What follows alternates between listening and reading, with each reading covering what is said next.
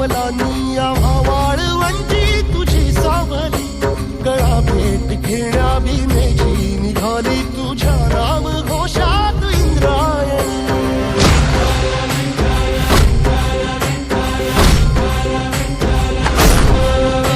भिडे आसमंती ध्वजा वैष्णवांची उभी पंढरी आज नानावली, तुझे नाव ओठी तुझे रूप धानी जीवाला तुझी आस गा लागली.